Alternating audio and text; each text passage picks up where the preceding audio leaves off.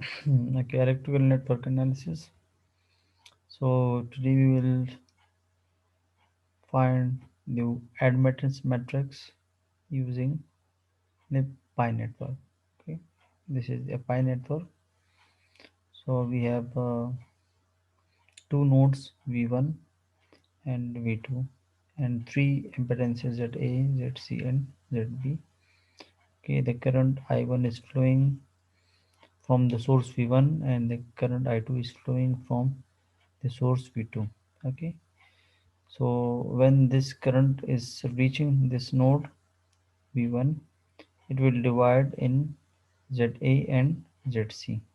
Similarly, when the I2 current reaches this node, it will be divided into split into two, IB and IC.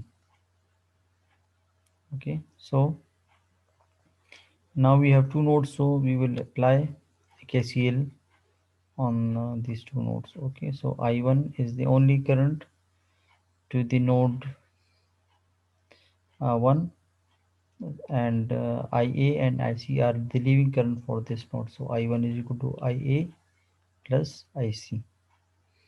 So I1 is equal to, now IA is equal to V1 divided by ZA, because the current flowing through ZA is IA, and the voltage across this will be equal to V1, because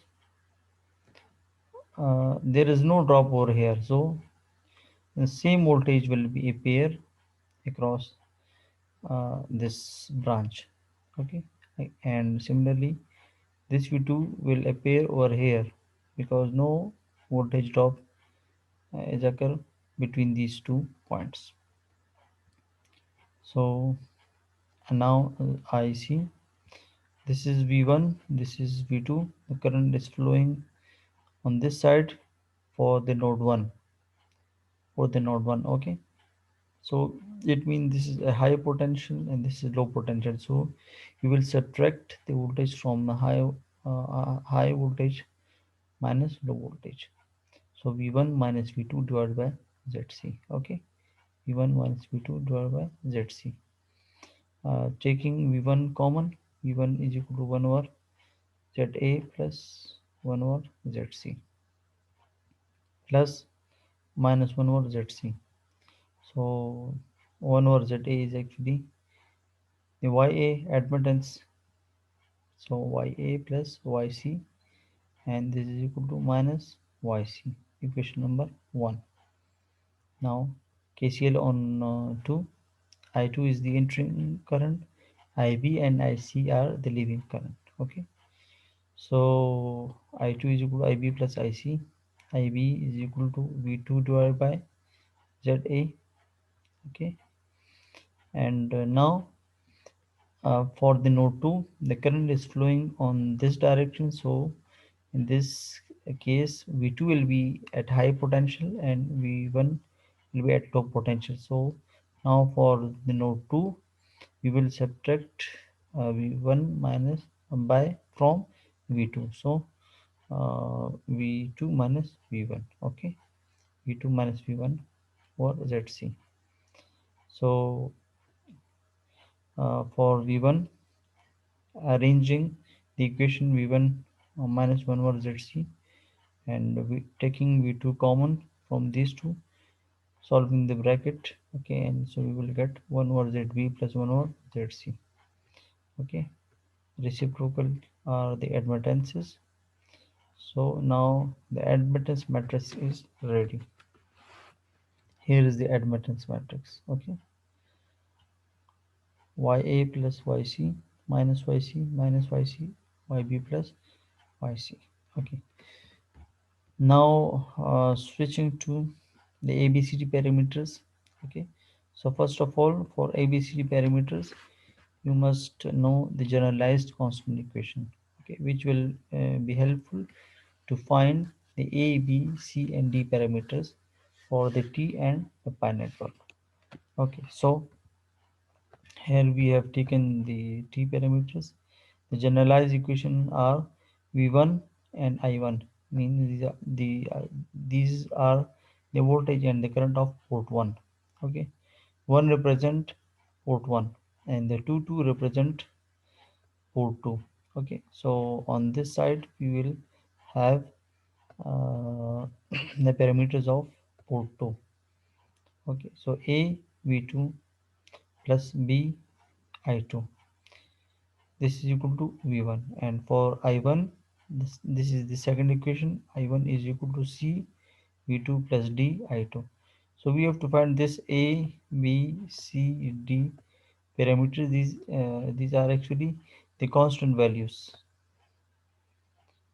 and these are actually the coefficients of v2 and I2. Okay, so let's start. Apply KVL. Okay, so we will focus on v1, v2 and I2.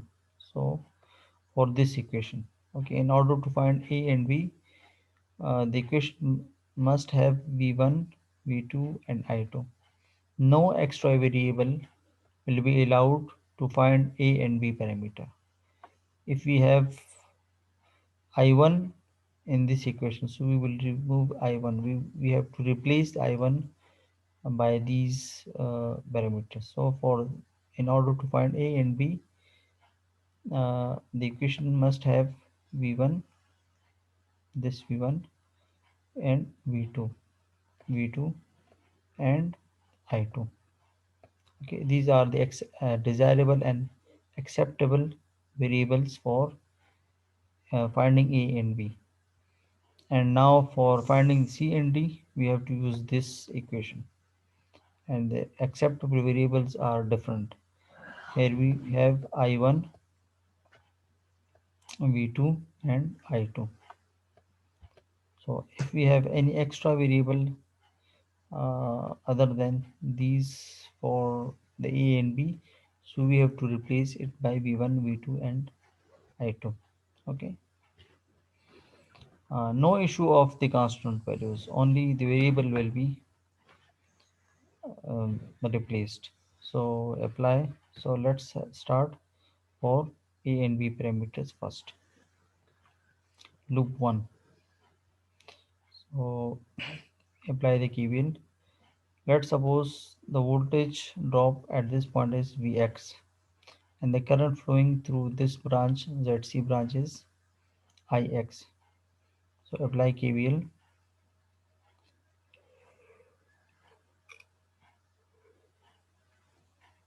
V1 is equal to I1 into ZA plus Ix into ZC. Okay, this branch voltage drop of this branch. This is actually Vx, and Vx is equal to Ix ZC. Okay, Vx is equal to Ix ZC. Now Ix is equal to Vx over Zc. Okay, now compare this equation with this. V1 is okay. I1, no, I1 is not the acceptable parameter for acceptable variable for A and B. Look, okay, V1, I1 is not allowed, and Ix is also not allowed. But no worries, we have to replace these two parameters later on with the passage of time. Okay, but we cannot discard this equation because v1 is desirable, so we cannot discard it for the moment. But remember, it is not acceptable on at this stage, because we have to replace I1 and Ix by uh, one way or the other. But remember, do not violate the mathematics rules. Okay, so Ix is equal to Vx over Zc. Question number 2. Later on we will replace these variable in one or the two, so that we will reach to our destination. Okay, now the second step is apply KVL on load 2. It may help out for us v2, okay, v2 is equal to uh, I2 into ZB plus Vx. Okay, now Vx is equal to v2 I2. So if we replace this Vx over here, okay, over here, sorry, so we will have what type of variables? We will have v2 and I2. So compare v2 and I2 are the acceptable. If we replace this Vx, which we have obtained from the KVL equation of loop 2, if we replace this Vx over here, so we will have the desirable variables for the Ix, and then we will replace Ix over here. So the problem will be solved. So wait for these steps. Okay, now KCL. This here we have only one node in this T network. This is the only node. So apply KCL. So I1 is entering, I2 is entering, Ix is the only living current. So I1 plus I2 is equal to Ix, or we can say that I1 is equal to Ix minus I2. So this is equation number 4. Put equation number 2 in equation number 4. This equation number 2 in equation number 4. Okay. This is actually the Ix minus I2. Okay. After putting, we will get equation number 5. Put equation number 2 in equation number 5. Okay. Now this in equation number, sorry, put equation number 2 and equation number 5 in equation number 1. Okay. In this equation. So we will get V1 is equal to I1 into ZA. So I1 is this. I1 is also not acceptable. So by this way, we get rid of two undesirable variable. The one was I1 and the other was Ix. Okay, Ix. So replacing these two, we will get, this is actually what, V1 I1, and this is Ix. Okay, this is Ix. Now again we have Vx, which is not acceptable, so we have to replace this Vx by this equation number 3 later on. Okay, so wait for it. Yes, now put equation number 3 in equation number 6. So V1, V2, I2, I2, these are the acceptable variables for finding the A and B parameters. Okay, but the few of the variables are repeating, like here we have I2 twice. This is I2. Okay, this is also the I2, and now we have V2, this. So solving this bracket and taking I2 common from these two, so we will get V2 into this plus I2 into this. This is actually the coefficient of V2. This is actually the coefficient of I2. So the coefficient of V2 is A parameter and the coefficient of I2 is B parameter by comparing with this. Okay, A, B, coefficient of V2 is A, coefficient I2 is B. So this is A, this is B. Now this for this C and D parameters, apply KCL. This is the I1 is equal to CV2 plus DI2. By KCL, we have I1 plus I2 is equal to IX. I1 is the desirable variable. V2 and I2 are the desirable variable. Okay. So comparing, I1 is okay. We have no V2. So extra is also not allowed, but the presence of these two is also mandatory. If we have no extra variable, but V2 and I2 are also not present, so this is also not acceptable. So we must have V2 and I2 as well. So how to replace it? uh, I is equal to Ix minus I2. From previous equation we have Ix is equal to Vx over Z. So putting this Ix in equation number 3, we will get Ix is equal to 1 more Zc Vc minus I2 Zv. Okay, this is equation number 3. Okay, just putting the values of Vx from equation number 3. Okay, now putting the Ix value in this I1. Okay, this was simple.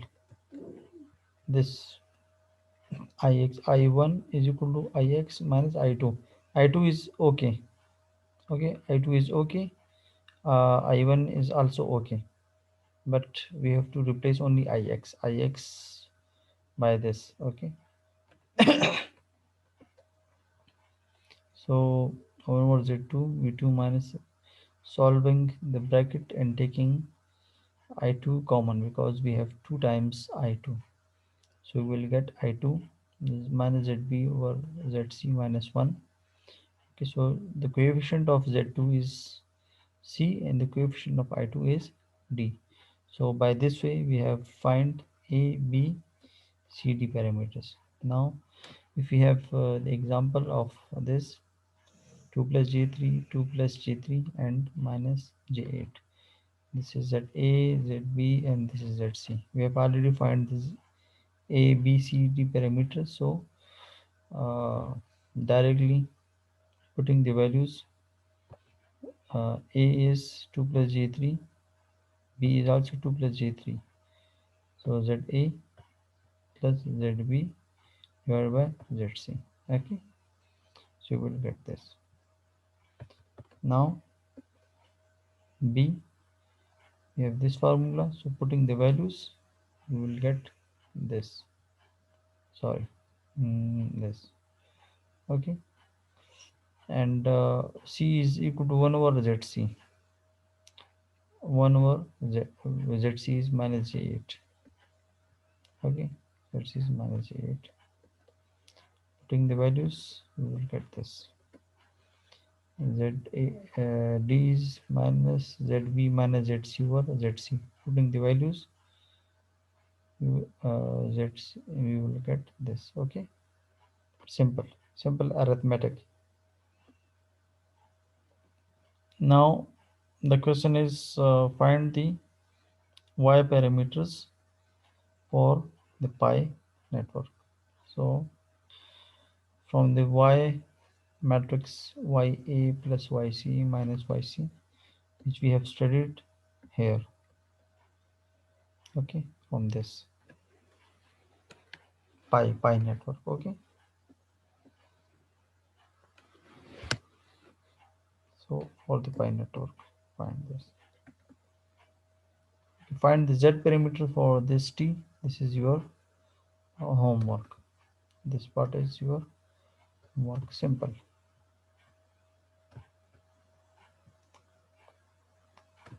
This is your homework.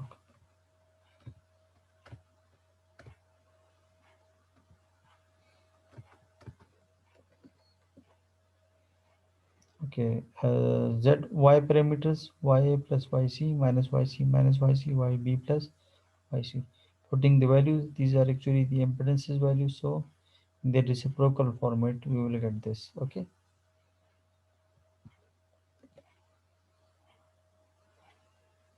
This is just the simplification.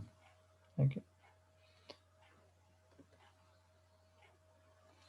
For symmetrical resistive network with port 2 open, V1 is equal to 8 volt and I1 is equal to 2 milliampere. With port 2 short circuited, V1 is equal to 7 and I2 is equal to minus 3. Okay. So we have to find the Z parameter for these given values. A part. Port 2 open. Oh, okay. So port 2 is open circuited. So it means we have no current on this side. V1 is equal to 8. Okay, now V1 is equal to 8 and I1 is equal to 2. I1 is 2 milliampere. Okay. So as port 2 is open circuit, so I2 will be equal to 0 because no current is flowing. So it means the current flowing through Z12, Z21 and Z22 is also 0. Okay. So KVL on loop 1, 8 means V1 is equal to I into Z11. This is multiplication.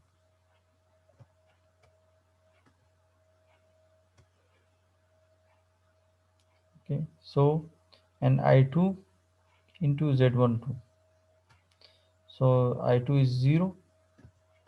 So we will have Z11 is equal to 4 dividing Z11 is equal to 8 divided by 2. So we will get this. Okay. This is Z. So Z11 will be 4 kilo ohm and the other will be 0 because I2 is 0. Open, port 2 is open circuit. Now for the part B, this is short circuited. Okay. Port 2 is short circuited. So short circuited means V2 will be equal to 0. Current is 3 milliampere, but there will be no drop because this is short circuit. Means we have to connect these two terminals by R is equal to 0, means no resistance. So it will be equal to 0 in this case. So as symmetrical network, so Z11 is equal to Z22 and Z12 is equal to Z21. So apply KVL on loop number 1. Okay, Z7 is equal to 4 into I1. Okay,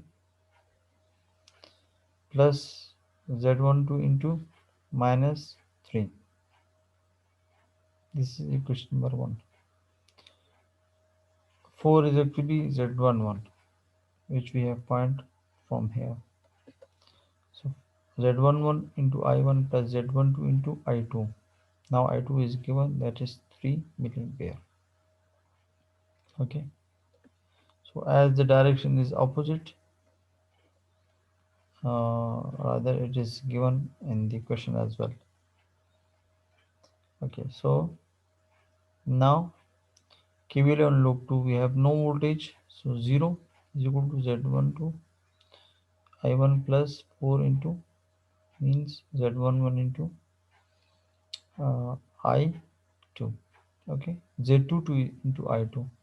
Z22 is equal to Z11. That is why we have same value for, okay, for Z11 and Z22. So 4 into minus 3. From this we have to find I1, and now putting this I1 value in equation number 1. Okay, so to get Z12 value, which is 3. Okay, so Z11 is equal to Z22 and Z12 is equal to Z21. So from this we have find the impedance matrix for this symmetrical network. Symmetrical residual network, this is given. That is why we have used Z11 is equal to Z22 and Z12 is equal to Z22 condition. Okay. So that is all for today. Thank you.